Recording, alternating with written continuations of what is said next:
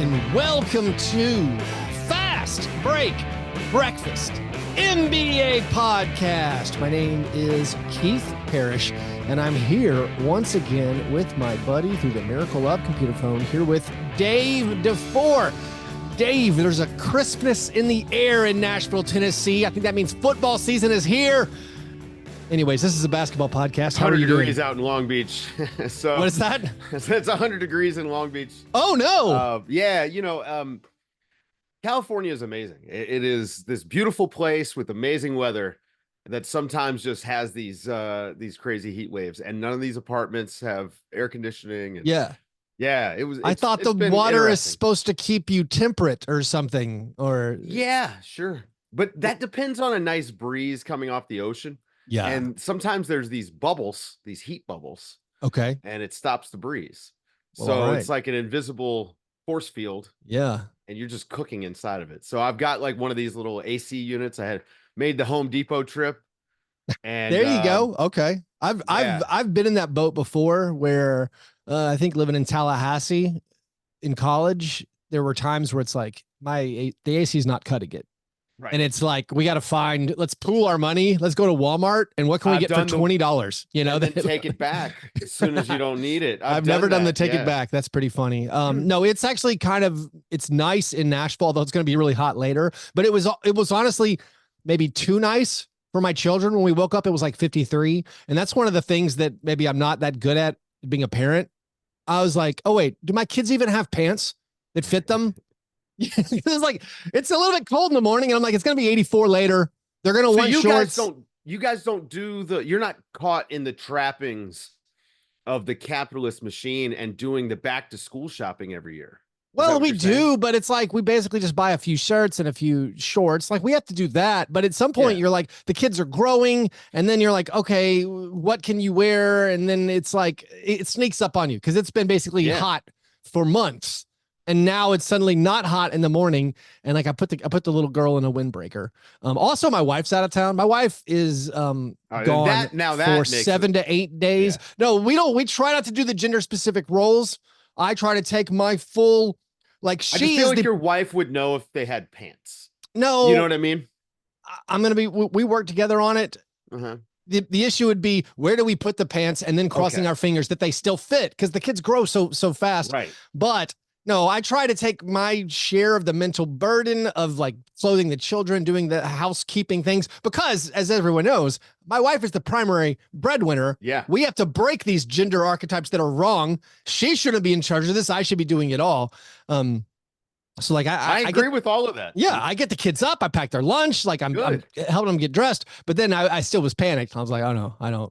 Do we have clothes for the kids to wear? Now I got to think about, all right, maybe I got to go to a store, make sure there's pants for everybody. But also the wife's out of town, so she's gone for 7 full days. And before she left, so our daughter turned 7 on Friday, party was on Friday. She turned 7 on Saturday. My wife had to leave town, fly to Scotland on Saturday, and she's leaving for a week. And she's like, "Are you nervous?" And I was like, "I'm nervous about my kid's soccer game I have to coach. That's what I'm nervous about." Like, taking care of the kids is easy. It's fine. Yeah. Like, kids are great. But literally I'm like, no, I have butterflies in my stomach because I am so anxious about having to coach a soccer game for 7-year-olds and 6-year-olds. It turned out great. By the way, Mike, did you guys win or? Yeah. I mean, winning doesn't matter, of course, but it does. And because if we don't win, I have trouble sleeping the next day. But so I coached my son's team. I think my final coaching record for my son's team was something like 122-1. That's 22 losses, 1 victory, and 1 tie, or a draw, excuse me. And now with the girl coaching her team, we're 2-0. They've scored 13 goals in 2 games, which is more goals than my son's team scored, I believe, in all 4 seasons combined that I coached his team. Did you institute like pace and space? Is that? No, I'm teaching them the same. Coach? It's I'll tell you what the secret is. It's a secret for every single sport. Talent. It's on-field talent. These girls have talent. My son's team was usually bereft of talent. I don't know if I've picked up that much more. But anyways, speaking of talent, Dave, Can you do a reverse Ladybugs thing? Like get your daughter on your son's team? I probably could have. He's retired. Okay. He's decided it wasn't for him. I gave him a hearty pat on the back and I said, son, I think you're right. He's brilliant. He's an artist. He's a writer. He's man. Cooking your children that's one of those he things reads I'm missing at out like on. a high school level. Okay. Good. So yeah, but smart kid. Anyways, no. Speaking of talent, let's talk about the Central Division on today's show. There is some talent in there. It's going to be our third Butter Parkay Division preview of the summer. We're going to try to figure out which teams in the Central Division got better, which is butter, or which ones did not get better, which is Parkay. Before we get there, Dave, let's talk about some breakfast. Have you had breakfast? Did you break the heat? Did you have some icy something or another to cool yourself down? A little protein shake. Honestly, man, I have a hard time eating when it's hot like this. Yeah. This is always an issue for me growing up, like back home in Virginia, summertime, you're running around and I just don't have an appetite in the heat. So I've under-eaten for the last few days and I really didn't feel great this morning. So I was like, oh, I'm just going to have a protein shake. I'll be okay. Drinking a little green tea instead of coffee. Okay. See if it's easier. I hope you cool down, man. I mean, I'm okay now. Like this AC is okay. Yeah. The issue is at some point this afternoon, I'll be sitting in this spot and it will be 25 degrees warmer. Yeah. It's tough, man. A lot of respect to those generations that came before us that did not have air conditioning. A lot of those people probably just didn't live in hot places too. Some of them did. Some, but not many. There's a lot of places. I mean, realistically, should human beings live here? I don't know. I was driving in my car and the AC wasn't coming on and it was a couple days ago and it was like 100 degrees or 95, and when you get in the car, it's not 95, it's like 130. But I'm in the car and I'm like, oh, if the AC's out, it's gonna ruin my week. Got to go take this in and wait for him to fix it. I literally can't live with this not on. And I just realized for whatever reason, maybe a kid did it. Maybe I did it when I was wiping the car down. It was just set on heat. It was the dial was all the way pushed over to heat. And I was so happy. I was like, oh my God, the AC's not broken. Oh, it works. All right. I can live again. My breakfast, Dave, I'd leftover pizza. Is that a result of my wife being out of town? Yeah, probably. Normally, did you guys eat pizza for dinner last night? Yeah, we did. Normally, we eat pizza a lot as a family on Friday night. Very typical. Just get takeout on Friday night. Eat pizza at home is the common one we go to. Again, with this Friday night, last Friday night, it was a birthday party. So that was dinner. And then Saturday night we did different stuff. So Sunday night, I'm like, hey, we haven't done pizza. I don't feel bad. Let's do the pizza. I'll eat some leftovers. But my kids' pizza order, large pizza, half cheese, half pepperoni, which is convenient, great, normally very, very cheap. We actually took them to the cheapest place, the one closest to our house, which we order from because of its convenience and price. It is not the best pizza, but it's close. And when I went to pick up this pizza on the Sunday night, the large pizza was $18. And this is a place I eat it a lot. And they used to have this great carryout deal that was large 2-topping carryout, $8. Fantastic price. It's gone up, obviously. Inflation. Sure. Bidenomics. But it's gone up. Nashville getting more popular. Yeah, it keeps going up. And right now its price is $11.99. So still baseline, I'm like, this is a $12 pizza. We've been here many, many times. It costs $12. And when I picked it up, it was 18. And I'm like, I'm sorry, what? Why is it 18? And he's like, oh yeah, that's the price for one topping. I'm like, what? I'm like, a large pepperoni pizza costs $18 here? I didn't want to imply you realize you're the not good pizza place, right? Because that's the price at a good pizza place. Right. And he's like, yeah, the 2-topping, it'd be cheaper if you just did 2 toppings. And I was like, he's like, maybe you can remember that for next time. And I was like, well, buddy, there's not going to be a next time. That sort of logic. I mean, it's the thing where it's well, if you get the bigger size, it's cheaper. That stuff drives me nuts. And so this is a famous place in Nashville for probably being a drug front. It's the only restaurant in Nashville open to 4 a.m. Wow. It has like those storage containers, mobile units that you can also live in the back. It has security cameras set up everywhere, maybe a bit excessive for the cheapest pizza place in town. Anyways, it's always thought of as it's the place. Sure you should be talking about this on a podcast? Been doing it for 10 years. The place we call it Pizza. It's Pizza from Pizza. But anyways, I'm like, they're not gonna be a next time, buddy. And then he like cancels it and brings it up as $12. I was like, I can't. Why would you charge anyone $18 for a large? That's your cheapest thing. Yeah. So, anyways, I had leftover pizza. It was totally fine. Anyways, Dave, tasted like $13 pizza. It is not good, and it's like that was my whole thing. I'm like, there are like independent pizza shops in Nashville that are pretty good, where a large pepperoni pizza costs $19, $18. Like that's the price of good pizza. I couldn't believe the bad pizza tried to, but I guess that's so much of the economy. That's so much of just like television pricing. Any kind of pricing is you just charge massive amounts because most people won't care. And it's like, oh yeah, this costs NFL Sunday ticket costs $700. You know what? Like, however many thousands of people will pay that and not blink an eye. You can't buy Photoshop. Yeah, you have to rent it. Like, you have to rent it forever. Yeah. I'm telling you, just. Anyways, yeah, I wish there was some kind of. We're going back to like, I'm going, all of my media consumption, I'm going back to like 2008. I'm not joking, man. I'm going to buy physical media. I'm going to. Well, speaking of the torrent.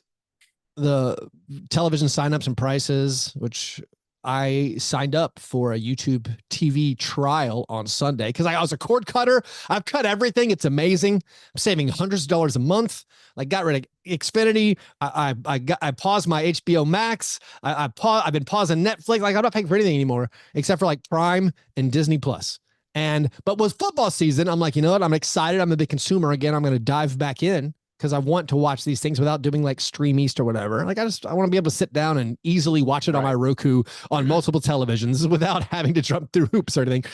So I signed up for the free trial, and my thought process was, so it's like a 3-week free trial for YouTube TV. And my thought process was wondering, are college kids these days just creating new Google accounts every 3 weeks? Because like, that's the way I would have done it. Not even maybe 15 years ago, 10 years ago, just been like, even now I have so many Gmail accounts where I'm like, do they care? I don't think they care, but they might eventually care. Be like, hey, it's the same IP address. We know all your Google accounts are linked, obviously. Like, we are Big Brother. But right now I'm just enjoying the free YouTube TV for 3 weeks and the free Red Zone channel for at least 7 days. So yeah, YouTube TV has actually been pretty good. I've used it for the last few years. The only issue, but this is an issue with all streaming television, even Comcast cable out of the wall is now basically streaming. Yeah. You're still so many seconds behind that if you check like your fantasy football apps, or if you go to a gambling website, they're like 9 plays ahead. Wow. And it's so like, you can't actually look at your phone and things while you're watching sports because there's a significant delay. Maybe Amazon and the new NBA TV deal will work all that out. Anyways, probably not. Let's get to some basketball here. So those were our breakfasts. After our breakfast come our breakfast in bed apologies. This is our chance to make right what we got wrong on a previous episode. It's frequently the first time we talk about the NBA, which again, the show is supposed to be about. I have an apology. This goes back to our bonus episode, the Fast Break Breakfast Patreon exclusive bonus episode that I recorded with Sean Keane. And there was a question from, I believe it was from Mitchell. He asked, what was the NBA hill we were willing to die on? Like, what's one basketball opinion or belief you were willing to defend to your death? And I forgot to answer. Sean Keane answered about getting rid of jump balls. Wait, was that him or you? I can't remember. That wasn't me. Sean Keane said we should get rid of jump balls. And jump balls dumb. Yeah, so I got distracted, got carried away, and I didn't even come back to what my NBA hill to die on was, and I feel awful about that. I feel like the Patreon supporters were cheated because they want to know. Mm-hmm. So here's what it is. The NBA hill opinion I'm ready to die on. It's not even an opinion. Why did I say that? I believe firmly that in 2015, in the Warriors-Grizzlies second round series, the Warriors did not, quote unquote, solve the Grizzlies by putting Andrew Bogut on Tony Allen. This has been a thing that I blame Zach Lowe for spreading. It became accepted as like, that's what actually happened in this series. In game 4, the Warriors adjusted, put Bogut on the non-shooter Tony Allen, and that was the series. That's false. It's completely false. Everyone believes it, though. Tony Allen pulled his hamstring and left the game. That was a much bigger deal than Andrew Bogut guarding him for like a 5-minute stretch in the second quarter. Did the Warriors go on a run immediately when they did this? Yes, they did. They did trick Tony Allen into shooting, I think, 3 3-pointers. Did it help that Mike Conley also missed all his shots during this run? Yeah, that also hurt. But if the Warriors had kept doing this, Dave, Tony Allen would have wrecked them on offensive rebounding, on cuts to the basket. They would have figured it out. The Warriors still probably would have won because they were more talented. But the idea that the Warriors solved the Grizzlies by putting Bogut on Tony Allen, it was one game. It was just one single run in a first half. Tony Allen only played 15 minutes that game because he left with a hamstring injury. He did not play in game 5 because he pulled his hamstring. He tried to play in game 6, only played a couple of minutes because he pulled his hamstring. That was the big thing, not some Steve Kerr, let's put the center on the non-shooter, thus we solved basketball. So that's my NBA Hill. Give any reaction? I don't know. I mean, tell me how much I'm right. No, I think I agree with that. Okay. Yeah. But also, I think I'm with you. Look, the Warriors were going to win just because they probably were going to win anyways, especially because Mike Conley had a broken face and Tony Allen had a hurt hamstring. Right. Yes, the Warriors were probably going to win anyways, but it was not this one coaching move or anything. Much bigger deal. I don't know if I have any hills I'd be willing to die on. No, I'm kind of anti-death, but in general, I don't know, man.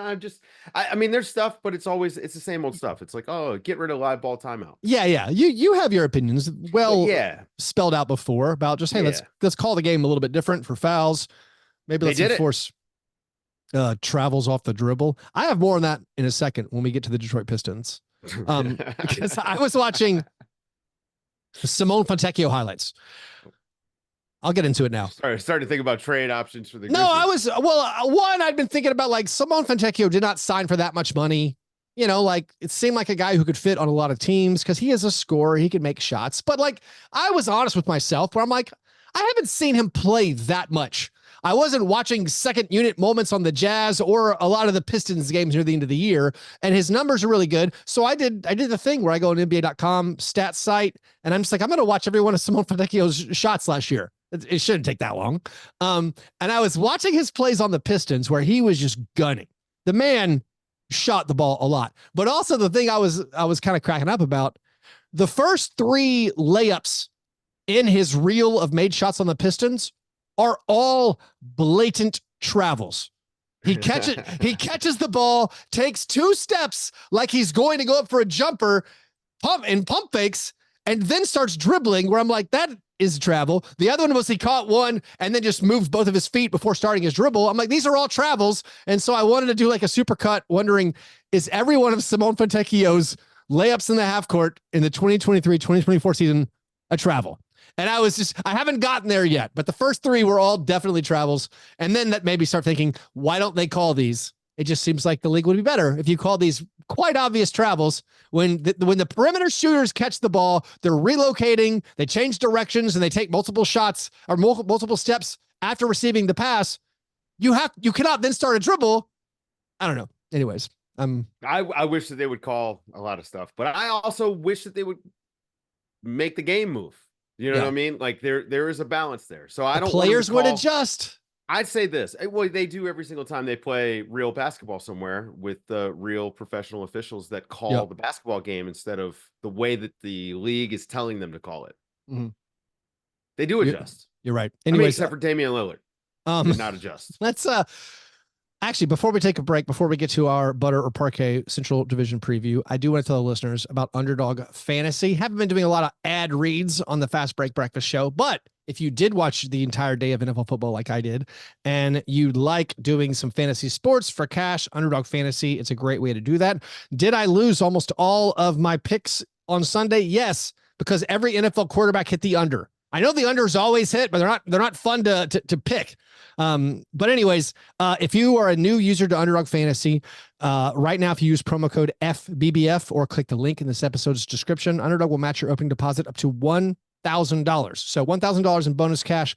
Plus, they do free picks basically almost every week. And if you're a new user, you get a free pick. So if you want to play fantasy sports for cash, you can do like daily best ball against your friends, or daily fantasy against your friends, season-long best ball. Also, just pick highers or lowers. All of that, Underdog Fantasy. Use that promo code FBBF, and they will match your opening deposit up to $1,000.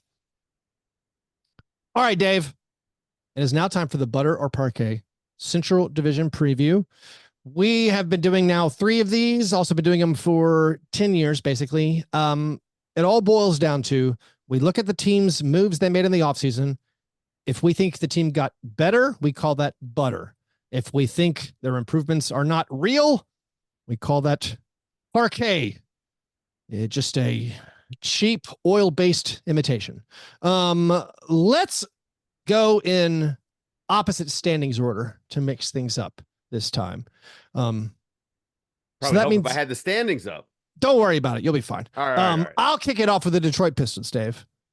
I knew that they were the worst. You may not know this, but they won 14 games last year. It's funny. I was reminded when I realized that the Wizards only won 15. Yep. The Pistons went 14-68. They set an NBA record for the longest single season losing streak. They were the first Eastern Conference team in NBA history to lose to the Grizzlies 3 times in 1 year. Their reward for all that losing was getting Ron Holland with the 5th pick. They also got rid of their coach, Monty Williams. Congratulations to the franchise for making that call. Congratulations to Monty Williams for the heist of a lifetime. Their offseason moves. They did keep the aforementioned Simone Fontecchio. They paid Tobias Harris a lot of money. They claimed Paul Reed off of waivers, which is a move that still confuses me, that I talked about, I think, a couple episodes ago. They signed Malik Beasley. They picked up Tim Hardaway Jr. in a sort of confusing trade where they sent out Quentin Grimes. They let James Wiseman walk. I think that's everything. And they hired JB Bickerstaff to be their coach. They hired JB Bickerstaff. That was the biggest thing. Okay. So they have a coach that wants to be there. So what do you think, Dave? I mean, when you just look at the player in and out, Tobias Harris, Malik Beasley, butter, plus a high draft pick, that's butter. And then they you think won the 14 games, Keith. Well, don't get They added obsessed. 2 NBA players. There you right. go. Okay. I'm just saying. Don't get obsessed with the record. They added 2 NBA players. Yep. They can't help but be better. They're better. Tobias Harris, it's funny. Like, Tobias Harris got paid again and everyone made fun of it, but Tobias Harris is going to score 20 a game for them and, help them win 25, 30 games. You got to pay somebody. Right. So, I like Tobias Harris just fine. This team, yes, the product on the court should be better, but this year's team, if they played last year's team, which is the exercise I do mentally in my mind, if that were possible on a video game, this team has more talent. Now, would we look at the rotation, though? So for each team, let's try to pick out who we think starts and also who we think should close the games, and also maybe pick out a favorite 5-man lineup. So first of all, who starts for this team? We're assuming Jalen Duren and Cade Cunningham. Are we also assuming they're going to start Jaden Ivey? That was one of the drawbacks to Monty Williams. He refused to play him. Excuse me. So Cade and Jaden probably, Jalen Duren, and then who else are the starters? Maybe like Asar Thompson? I would feel like probably, and you probably, Tobias Harris, you're not paying him all that money, not to start. So we think it's Cade, Jaden, Asar, Tobias, and Jalen Duren? Probably. So that would mean that Isaiah Stewart takes a bench role. He's been starting for forever, it seems like. I don't know if that's been a good idea. like, yeah, I think it makes more sense to go with that starting lineup. Like we said, Cade, Jaden, Asar, Tobias, and Jalen Duren. Would that also be your closing lineup, do you think? I think it probably would be, depending on if you needed more shooting, right? You go with Malik Beasley maybe over Jaden Ivey, or play him at the three, right? Yeah.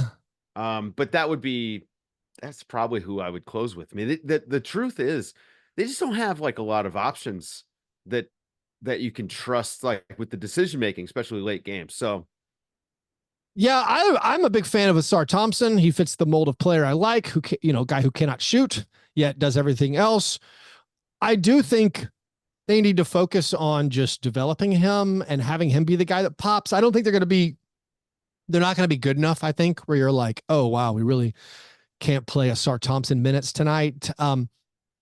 I do think Simone Fontecchio, based on my very surface level of watching him take 200 shots in the NBA last year, might be slightly overrated when we think about this, his spot in the rotation. I don't know how much he's going to be like fighting for playing time over a guy like that, but maybe he fits really, really well. The question for me just comes into like, how much do you try to work in Ron Holland, if at all, in games that you're actually trying to win? And then what is Isaiah Stewart like?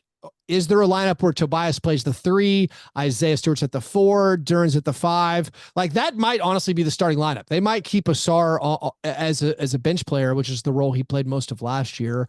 I think in the rotation on most nights, Marcus Sasser's still going to play some backup point, even though I spelled out how I didn't like his summer league very much. Pretty disappointed the way he looked as a second-year player. Paul Reed, maybe he fits into some of these rotations at times. I don't know if Tim Hardaway Jr. is even supposed to play on this team. The part of me wonders, could you just do an all shooting lineup and like what that looks like if you had like Malik Beasley and Tim Hardaway Jr. and Tobias, maybe Simone Fontecchio in there, maybe just like a Isaiah Stewart at the 5, Tobias at the 4. I don't know. It's interesting if you had Jaden Ivey as a slasher in that lineup. Also, Cade, this could be a high volume 3-point shooting team. Could be some of these lineups. You've got Ron Holland, you've got Asar Thompson. You've got a couple of like athletes that could be out there to make things happen. We'll see if Ron Holland. I don't like the spot for Ron here just because he seems so duplicative with Asar. Yeah, and so then it's honestly it's without the shooting. Where is his pathway to minutes? Yeah. But you could see a scenario in which it's just like, hey, we need another athlete to go out there and do something. I think I'm going to be super boring. I mean, I like Paul Reed, but I can't put him in like my favorite 5 or my most fun 5. Mm-hmm. I got to say a most fun. I mean, maybe no one considers Tobias Harris fun. So like, I think Cade, Jaden, Asar, Jalen have to be in my most fun. And then I guess I'm also just going to be boring. Maybe let's put Ron Holland out there just because it's more unknown. And then hopefully it won't matter that you have 3 sort of non-shooters whatsoever. But I actually think their most fun lineup might be just what we think is the starting and closing lineup, which is Cade Cunningham, Jaden Ivey, Asar Thompson, Tobias Harris, Jalen Duren. It's going to be the most fun because it's Cade Cunningham with some people that seemingly know how to play basketball. Which is a huge upgrade. Yeah, which is a change. What do you think about the change in coaching staff and bringing in JB Bickerstaff? Is he the right guy for this position? And like, I have some questions where it's I think JB Bickerstaff is a good coach. Yeah. Number one. But what are you bringing him there to do? Yeah. You're not making the playoffs. You're not tanking. I guess you're hoping he can help with development, but that's a process that starts before. Yeah, I mean, that should have been going for a couple of years, but they kind of fumbled that a little bit. I think having a guy who has good vibes and wants to be there is going to be a massive upgrade for them. Yeah, I've not heard that he had any kind of weird relationship issues with players anywhere, and at any of his other stops where he's been the fill-in coach so many times. And you know what I mean? I just think JB Bickerstaff, it's kind of like, is he the best coach in the league? Absolutely not. But he's nowhere near the worst. It's like a perfect, like totally fine coach for this bad team. And that will be an upgrade for them. Because Monty Williams himself may have this track record of a good coach, but the way Phoenix ended was awful. the way that last season went, that was one of the weirdest things I've ever watched. Yeah. And there's so many people that want a job. I understand $70 million, you got to take it. Whoo. Embarrassing though. So, but what I was going to say is like, this is the same thing that you just said about JB Bickerstaff, going to bring professionalism, going to bring high character, going to bring good vibes. That's all the stuff that I was saying about the Monty Williams hire last year, where it's like they just need a semblance of like a guy who's good with players and brings in some professionalism, and they did not get that. And it was bizarre beyond whatever weird vibes were there. Just the surprise that Monty Williams showed that Jaden Ivey was a good basketball player was weird. Right. It's just strange. He's like, wait, who's Jaden Ivey? I should be playing this guy.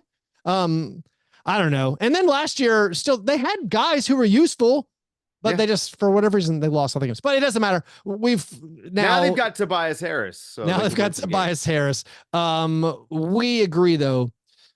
This team, the roster, it is in fact butter. All right. Next, reverse standings. Dave, tell me about the Chicago Bulls and their Chicago Bulls. They went 39-43 last season. That's good for ninth. They are perpetually stuck in the play-in. they ain't stuck no more. Well, yeah, that's true. They are going to be stuck out of the play-in. Biggest move of the summer for them, trading Alex Caruso for nothing. No. Oh, they come got Josh on. Giddey. Josh Giddey's not they nothing. Got Josh Giddey. They picked up Jalen Smith from Indiana. They picked up Josh Giddey in the Caruso trade. They got Chris Duarte in the DeMar DeRozan trade. I mean, now they traded DeMar DeRozan for nothing. They traded DeMar DeRozan for nothing. They drafted Matas Buzelis, who, if he shoots, I think he's a good player. They just signed Taylor Horton Tucker. They've got Kenny Lofton. Skinny Lofton is on the team now. They re-signed Patrick Williams to a pretty big contract for a guy who we've barely seen play. Zach LaVine still in the house. Lonzo Ball still on the team. We don't know if he's going to play. Not planning to play, I don't think. Yeah, but the losses were huge. I mean, they lost DeMar DeRozan. They lost Alex Caruso. They lost Andre Drummond, which actually is kind of big for them. Javonte Green. Like, they lost another athlete, which is actually something they could use. I don't know, Keith. This one's not hard. I don't know, Keith. Let's create some drama here. After the break, we'll tell you if the Bulls got butter. This team is funny where like there's not enough hand wringing about how bad the Chicago Bulls are run and operated. There's not. We did this over the Knicks. We do that anytime the Lakers don't spend $1. We're like, oh, they're a mom and pop, blah, blah, blah. Meanwhile, the Chicago Bulls should have had the most, I mean, I hate to use these words because it's marketing speak, but you know what I mean. Brand equity of any team in the world. Yeah. Michael Jordan, the most famous athlete to ever exist, and he won 6 titles with his team. And like the Bulls stuff was being worn all over. And I don't think they kind of get a pass, man. I feel like Chicago. Anytime it's the someone soft, like it's like the soft expectation thing. We have just kind of said, you know what? It's just the Bulls. I guess I feel like anytime the Bulls are brought up, and specifically whenever this Bulls off season is brought up, no one is zagging and saying they had a good off season. This was a horrible off season. Like this team is worse. This team is Parkay. And not only that, a lot of times when we do this exercise and we're like, this team got worse, but they got clarity about their future. Right. They traded away their talent for draft assets. The Brooklyn Nets are Parkay, but they chose a path and they got picks for their stuff. The Bulls are Parkay and got nothing for their stuff. Andre Drummond walked in free agency, just a guy they could have traded for multiple second-round picks. Just DeMar wait till DeRozan, we get to the depth chart. Yeah, DeMar DeRozan sign and trade.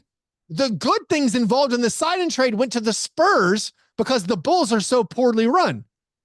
Maybe Josh Giddey, with the ball in his hands, will develop into being a top 60 NBA player. And you're like, all right, you turned Caruso, who was on the wrong side of the age, whatever, you traded this guy and you got someone who ended up being a solid starting point guard for a long time. And maybe in retrospect, we say, you know what, that actually the move was panned, but it turned out fine. But right now, that's like wishful thinking in my mind. The So Caruso move's not nearly as bad as the DeRozan one, and I actually think they could have gotten more for Caruso, but yeah, you're right. They got a good young player that they valued. The Thunder now, whether traded they're right or not about it, I don't know. The Thunder traded 5 second-round picks to draft Dylan Jones or some guy. Mm-hmm. Like, you're telling me the Bulls couldn't have been like, listen, couldn't have gotten 4. You can't give me 2 or 3 right. or some. Anyways, so we agree this team is Parkay. Their starters are probably Josh Giddey. What do you say you're guessing? I'm guessing it's Giddey, Kobe White, Zach LaVine, Pat Williams, and Vooch. Right. That's what I'm thinking. That's my guess. But I don't know. I mean, I don't know any other way they could go. I just exhaled Craig at the deeply. 4, or I mean, you can't do Jalen Smith at the 4 because you need him to be your backup 5. I mean, it's so Vooch has to start because there's no. Yeah. I mean, I don't think you want to bring Kobe White off the bench. Definitely not. I don't think you can. That's bad for him. One of the reasons I don't like the Josh Giddey trade, unrelated to Josh Giddey's actual potential as a basketball player, is being like, wait, what positions are these? Your 2 best players are Zach LaVine and Kobe White. Right. And it's like, well, that's a backcourt. You know, I think Zach LaVine might have a huge bounce back here. If you want to paint this as butter at all, and you decide the standard you're going to use for the Bulls last year did not include a healthy Zach LaVine, that's an argument. That's a line of thinking I allow you to go down. Like Zach LaVine might actually be one of the least or the most underrated players. There is an argument to be made. He's had horrible luck his entire career with teammates. Just the teammates that have been around him have never been really that good. Look at how good it was when they had Caruso and Lonzo and Zach LaVine. Like that. So, but that being said, I don't want LaVine to be the 3. I mean, maybe Josh Giddey can guard small forwards, and so it works out there where Kobe guards your 1s and Zach guards 2s and Giddey your 3s. I mean, this is going to be one of the worst defenses. Giddey not known for perimeter defense. I'm just saying he has the size where he should be able to hopefully stay with some 3s. The bench guys who are going to play, I would assume like Ayo Dosunmu. That's another guy where like you have like if I had to say a strength for the Bulls before the Josh Giddey trade, it was like, well, you have even ignoring Alex Caruso, right? You have Zach LaVine, Kobe White, and Dosunmu. I feel good about all those guys playing. And now you've added another guard who none of those guys outside of Zach LaVine are like ideal shooters. Well, they also have Torrey Craig. Torrey Craig's still there. They just signed Taylor. Torrey Craig is so old, it's wild. I think he's 34. Javon Carter is still on this team. Yeah. And it seems like they should trade him for something. Now, this is the thing, right? So outside of Kobe White and Zach LaVine and Josh Giddey, you don't have a lot of dribbling. You do not have a lot of high-level ball handling at all. Dosunmu has debate. Had the ball in his hands a lot. Yeah. But beyond that, like, I feel like the dribbling is less of a problem than just like your wings or your small forwards and slash. So if Pat Williams, I'm fine with the Patrick Williams 5-year deal. Why not? Like, he's still very, very young. Buzelis, I mean, maybe he plays some small ball 5 or something. But like he's a 4. So. Jalen Smith, I like as a player. Like the one thing they did this offseason is just signing Jalen Smith for a reasonable contract. I think he's a good bench big to have around. They got the rookie Julian Phillips. Duarte, is he even going to play? I have no idea. Like maybe their second unit is like, we haven't even mentioned Dalen Terry, who's been a disappointment so far.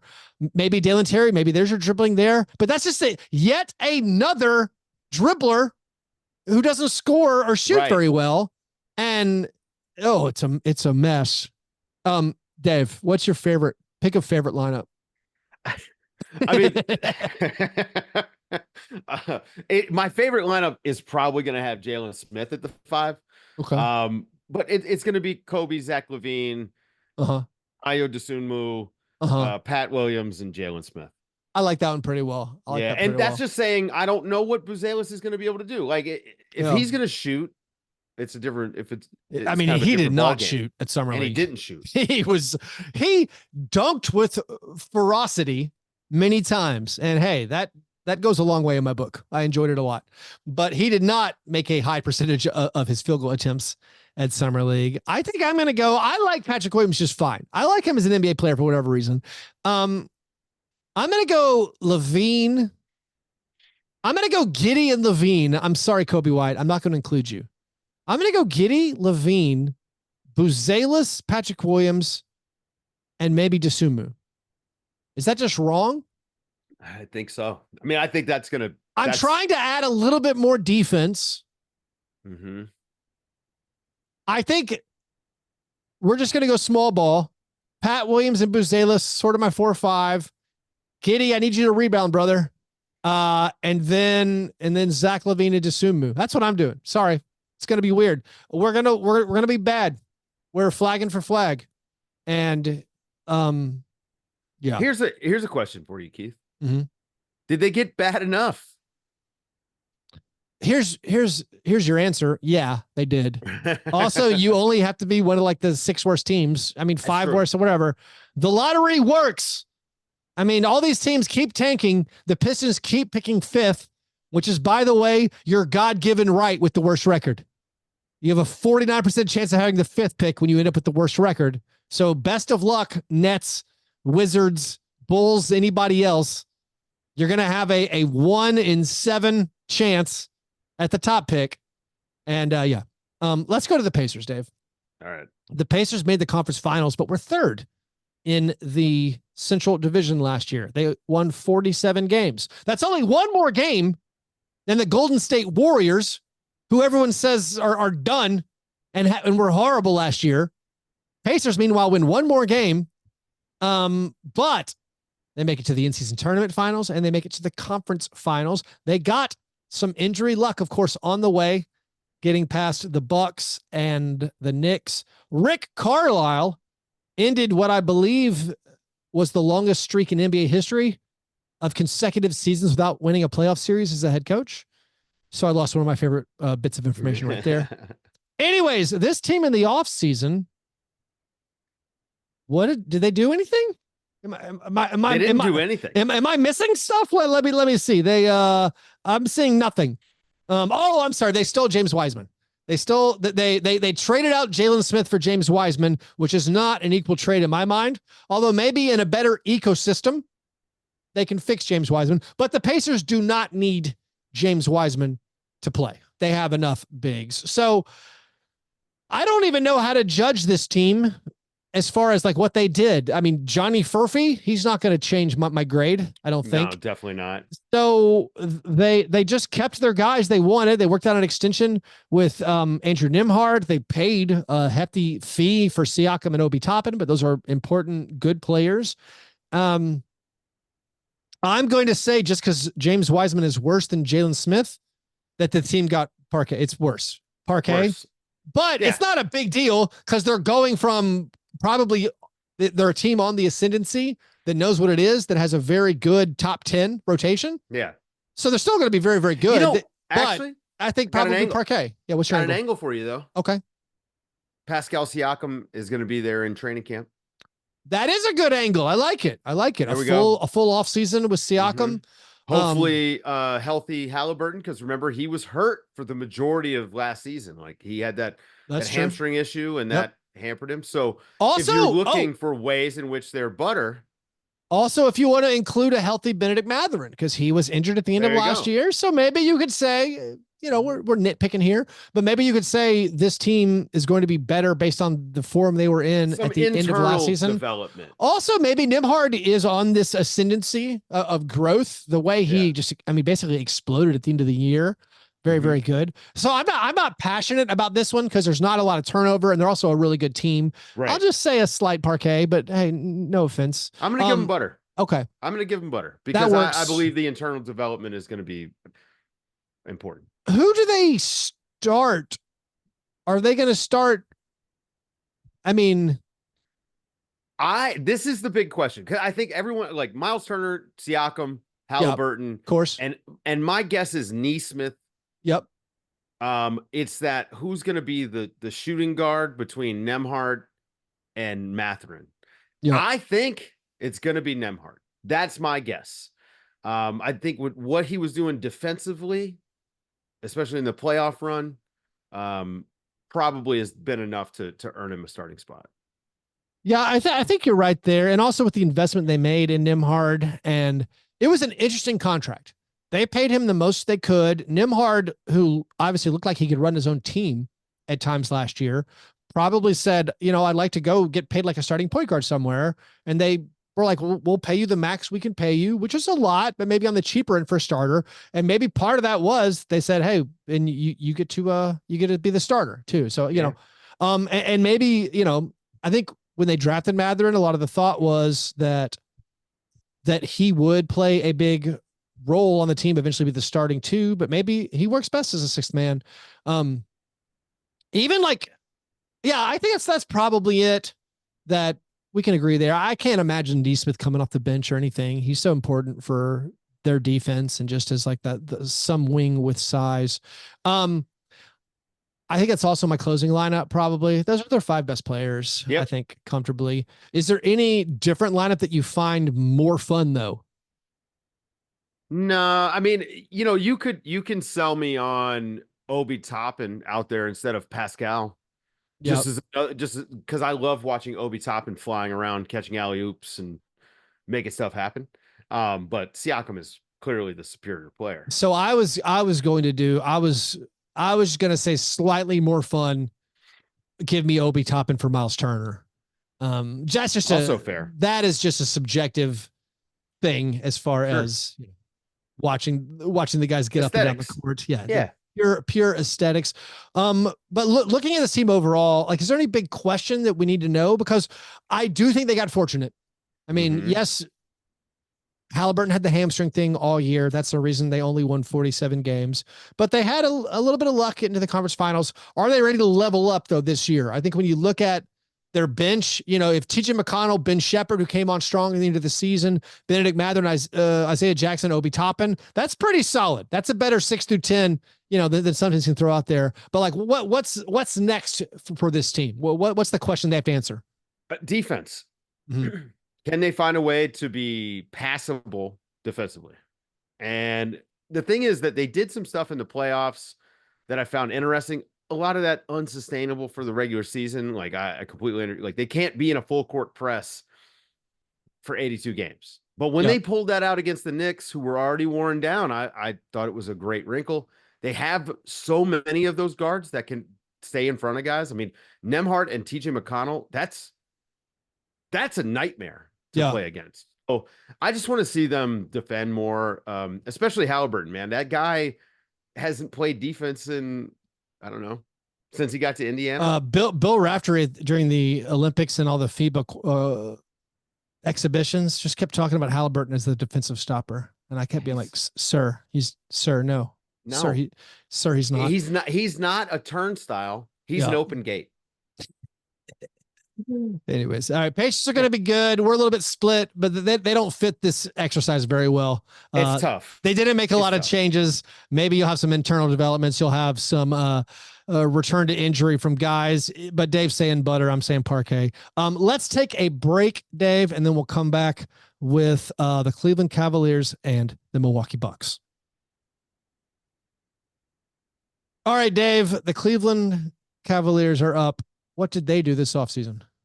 Well, the Cleveland Cavaliers last year, I just lost my page. Sorry. They went 48-34. So one more win than the Indiana Pacers. They brought in the Golden State Warriors. They brought in Jalen Tyson, another Jalen in the league. Also JT Thor. Oh, I missed that he's on their team now. All right, Luke cool. Travers is in there. Yeah.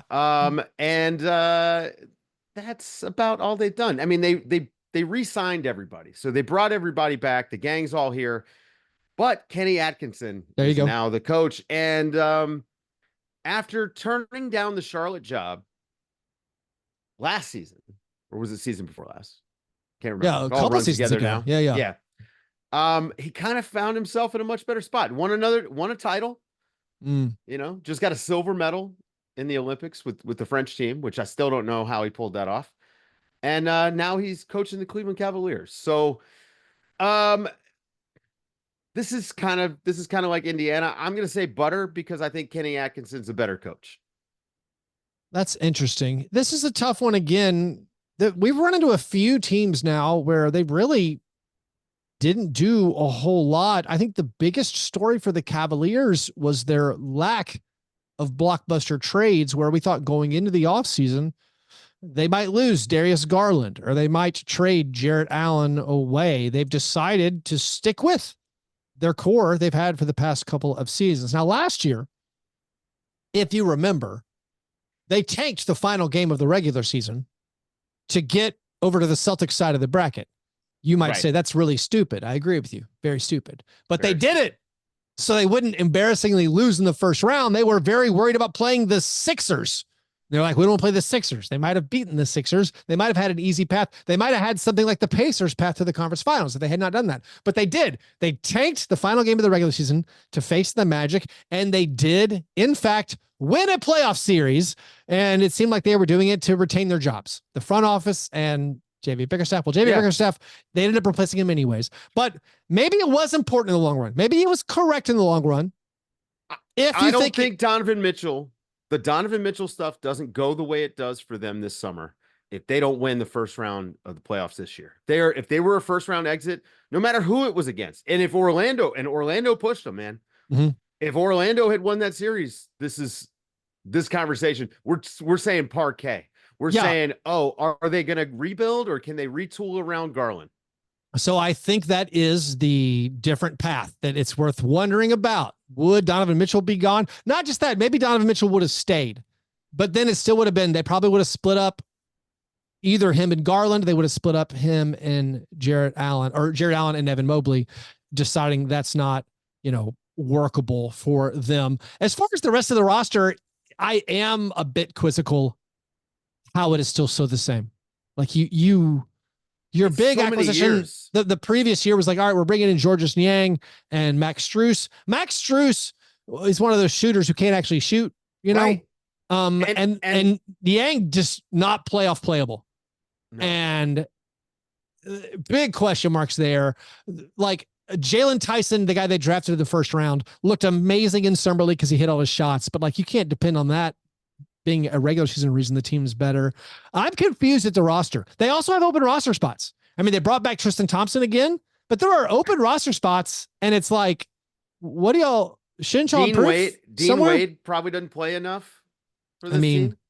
Their rotations are kind of weird because like they have those five. We think the starters are still going to be Garland, Mitchell, Strus, Mobley, Allen. There's not much else you could do. You can start. I think you kind of have to have Strus because you need Karis LeVert coming off the bench. Yeah.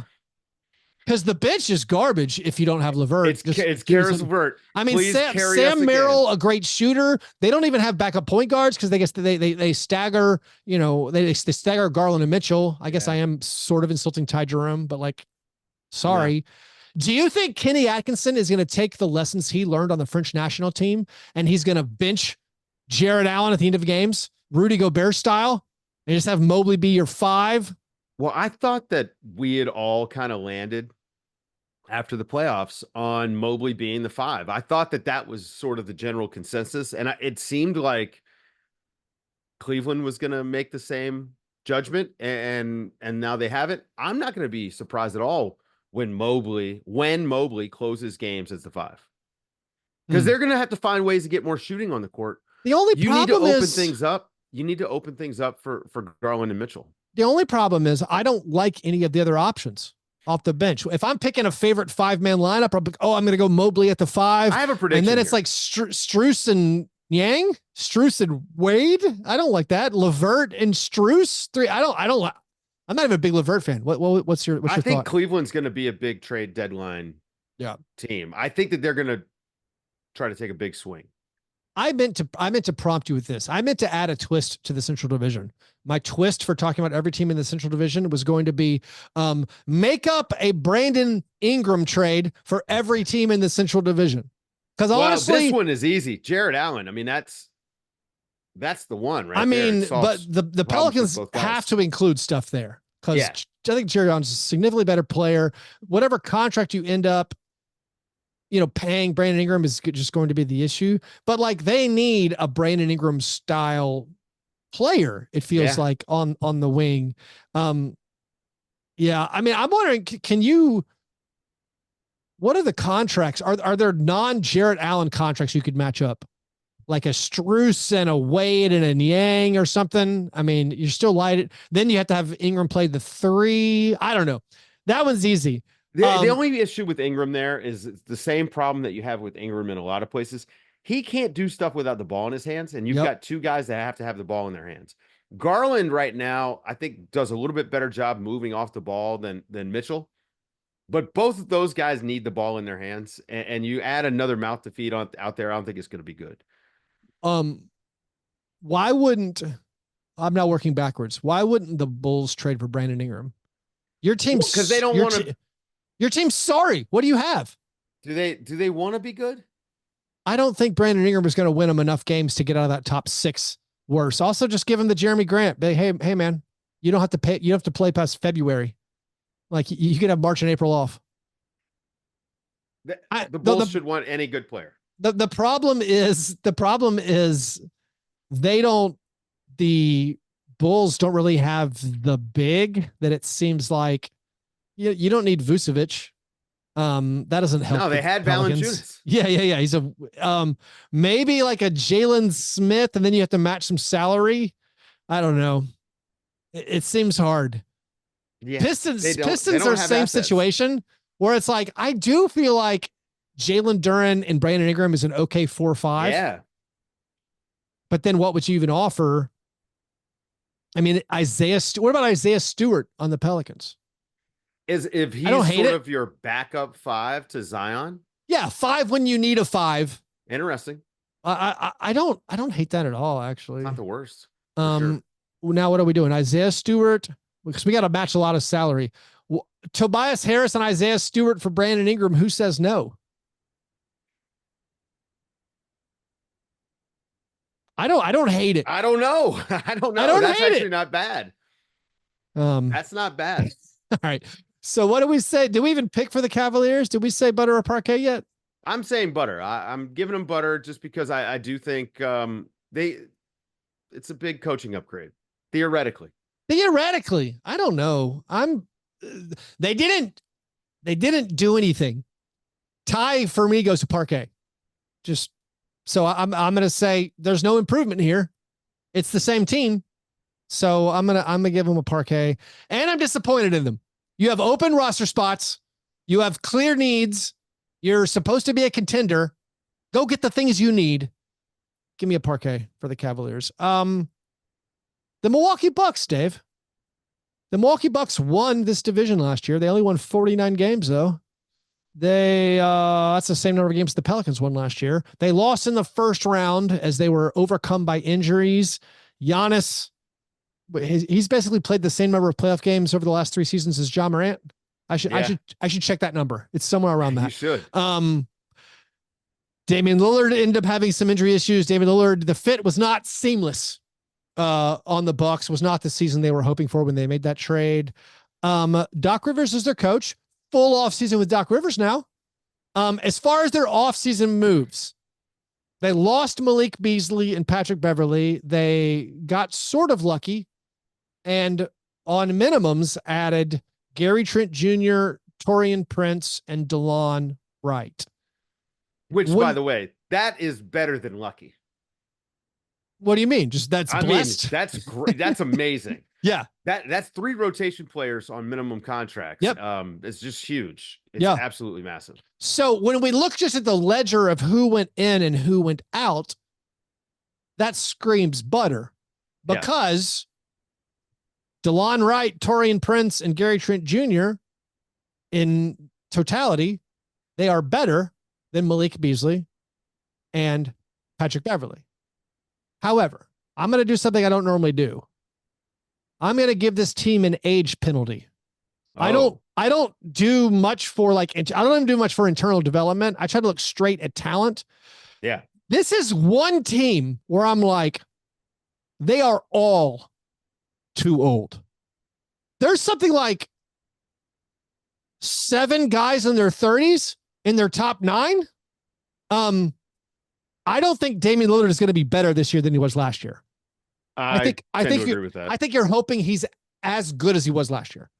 I think one of my favorite NBA players of all time, Chris Middleton, who was Giannis's best man, who had double ankle surgery this offseason.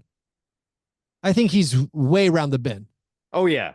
Surprise double ankle surgery. Like, it just came out of nowhere. I think Middleton is going to be worse than he was last year, and he was not very good last year on the Chris Middleton scale. We're talking about 4 years ago, this guy is a top, 30. I started doing top X number player. I've never done this in my whole life. I just started this summer. I don't know why. I need to break it. But I thought Chris Middleton was one of the best small forwards in the game a few years ago, and he's nowhere close to that anymore. Brook Lopez is very old. Giannis and has started not showing decline last year. Giannis has not finished seasons. I think all of that combined, and then the guys we are so quote unquote excited about, like DeLon Wright is 32. He was not healthy throughout last season. Taurean Prince is 30. Lakers fans cheered when he left. It's like, also this team doesn't pass. They don't run an offense. No one, but also none of these guys, their best passer is by default, I guess, Damian Lillard. But Damian Lillard is an elite scorer who's okay at passing. Giannis passes because the ball's in his hands. He passes because he's double and triple teamed, but he's not in my mind, he's not like an elite vision guy. Right. Everybody else on the roster don't pass. No. Bobby Portis, Gary Trent. Pat Connaughton, by the way, he's 32. How did he get so old? This team is so ancient where I'm like, I don't care if the guys on the edges, your 6th through 8th guys got better. I think this team, I think is a Parkay. I think they're worse. I do want to push back on the Giannis not finishing the season thing. He's had acute injuries, right? This is not okay. Yeah, sure. It was not like he wore down and got injured. He had that crazy fall, remember, against Miami, and then because of the league's incorrect rules regarding block charges, injured on a block charge play. Okay. Yes. Yeah. And so I would just say I would push back on that just a little bit. But the truth is, a fair pushback. Listen, we think about Giannis as this smoothie loving kid, I think, but he's going to turn 30. Yeah. This season. Yeah. I do think age is a factor. You did leave out one important addition to the team that I think is worth noting. They brought Darvin Ham back. Oh, I didn't even know this. Yeah. So they brought Darvin Ham back, and he's going to be the assistant coach. And I think that, we can say, and I say this all the time, and I probably contradict myself, coaching doesn't matter as much as the NBA as a lot of people think, but also by the same token, coaching matters more in the NBA than most people think. It's just in different ways. And when you get a guy like Darvin Ham that'd been there with that team for so long to come back in, I think that having that voice in the room could be important, especially considering that the head coach is Doc Rivers. Yeah. So you bring a guy back that everybody knows and loves, and then, you've got someone that can kind of play off Doc a little bit. I think that they should be better just because I think just more, a full training camp together, Damian Lillard and Giannis will have better chemistry. But I've been talking to people who see them as a finals team. And I just don't know what world they live in. Yeah, I don't. As much as I do like that would require catastrophic things happening to the Celtics. I'm gonna say Butter just on because I'm looking on paper. Okay. And I'm not gonna do the whole injury thing, but I think they're. Oh, what's your but? I'm just saying, but this whole thing could fall apart so fast. Their presumed starting lineup, it's just Gary Trent stepping in for Malik Beasley. So you have Damian Lillard, Gary Trent, Chris Middleton, Giannis, Brook Lopez. The back part of their roster is just a wasteland of young picks. Maybe one of these guys will show up, Not for Doc Rivers. Yeah. Can we, by the way, Andre Jackson, that hustle player guy, can we call him AJ? Because if so, there's 3 AJs. AJ Green, AJ Johnson, and then Andre Jackson. But like they have these rookies, Tyler Smith, that's like he's not going to be ready. Marshawn Beauchamp is like one of their young guys. I mean, it's again, I was stunned. Like I knew that they were an older team, but stunned looking at the roster, being like, the only guy younger than Bobby Portis who might play is Gary Trent Jr.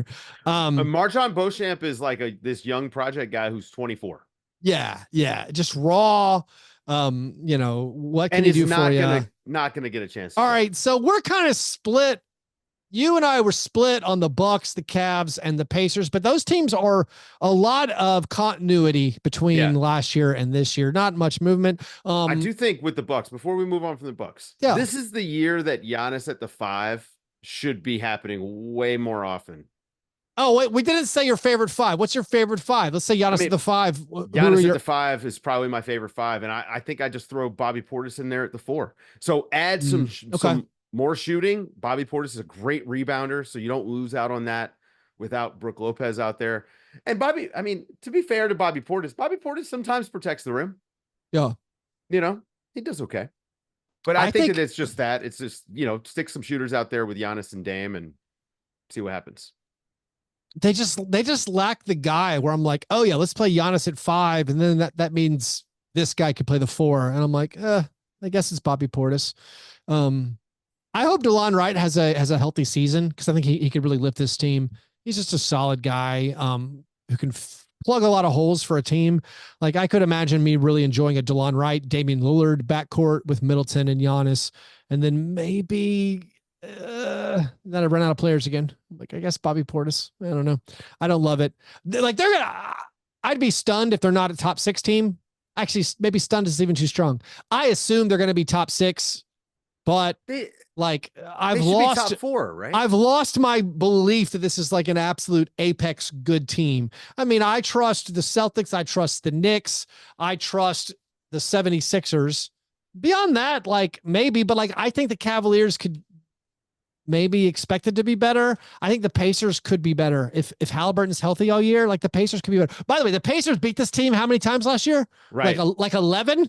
It was like the early days of the NBA where you played everybody 10 or 12 times. Yeah. Pacers. The matchups like that are so funny, because the Pacers it really is just that the Bucks, and this is where I keep thinking about you calling them old, and you're right. The Pacers would boat race them. Yeah, just run up and down the court. It's like, we're not even catch me, old man. To stop you. Yeah. We're not going to try to stop you. You just can't keep up. All right. Anyways, we're split on the Bucks, Cavs, Pacers, the Bulls. Everyone says Parkay. The Pistons, I guess everyone says butter. Nowhere to go but up. Dave, before we leave, let's answer a single listener submitted question. This is the croissant. Any questions? Questionnaire. Yes. Are you going to Magnus, the question master, asks, Dave, would you do the original Olympic pentathlon? A little bit of history here, Dave. The original pentathlon was first held at the 18th Ancient Olympiad around 708 BC. The pentathlon was organized into 3 sections. The first one would be the trio of the long jump, the javelin throw, and the discus throw. Then there'd be a foot race, and then wrestling as the final event. Dave, what do you say? Let's do it. That's kind of like perfect. Let's do it. That would be amazing. What's your weakest event among the long jump, the javelin throw, the discus throw, the foot race, and wrestling? What kind of foot race? I assume, I don't know. I assume probably a long one. I assume it's pretty long, right? Are you a long jumper, Dave? I can jump. Okay. Yeah. I'm not a good, you know what? It's probably the long jump. Yeah. I was a better high jumper than a long jumper, but I was a sprinter anyway. So those were skills that I used to goof around with. You know what I mean? Did you do track? No. Play? Okay. So did you play football?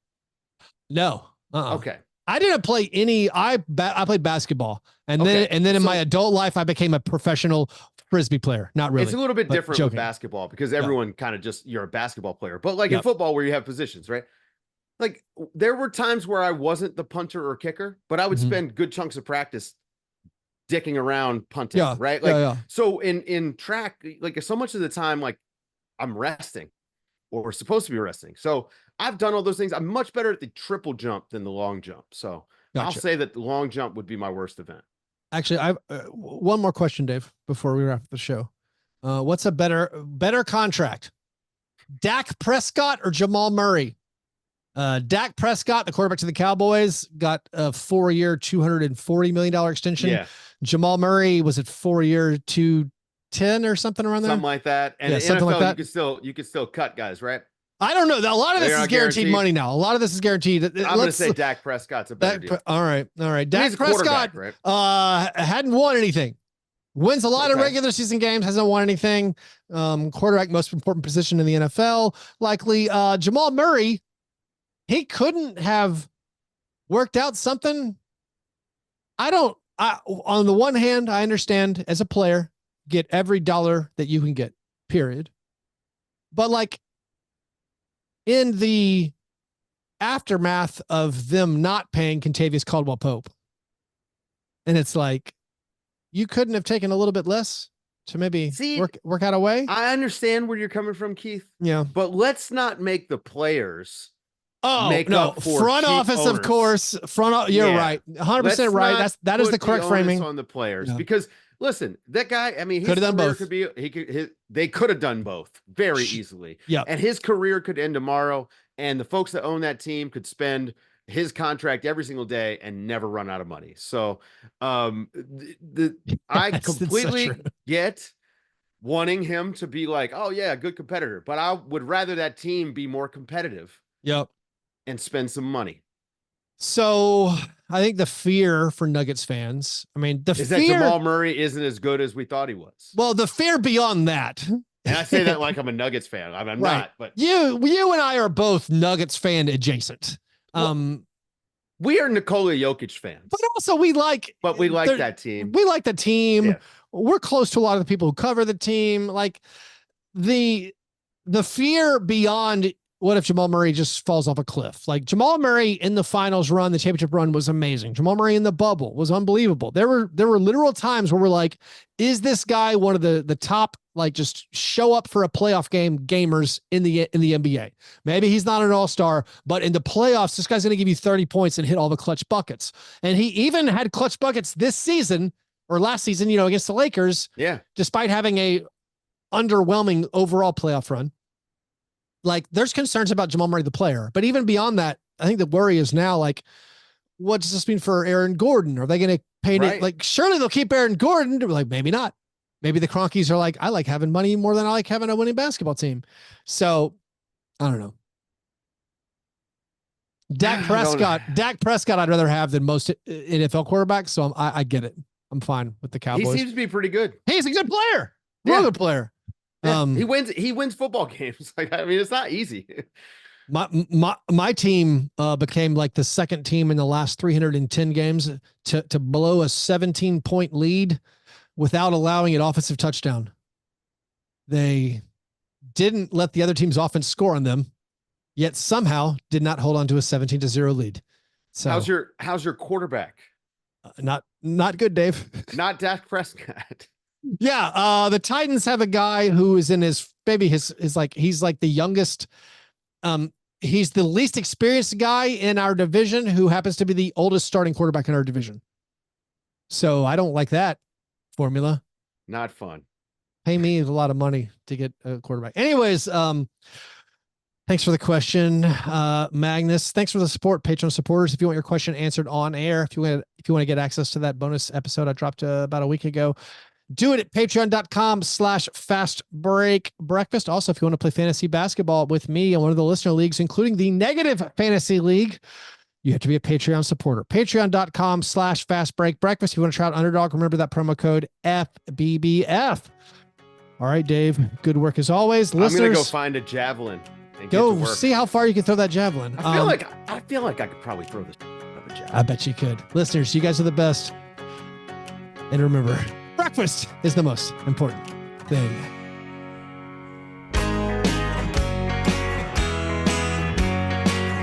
Yeah, never apologize for being G&G. Fast break, man. You understand? I will remember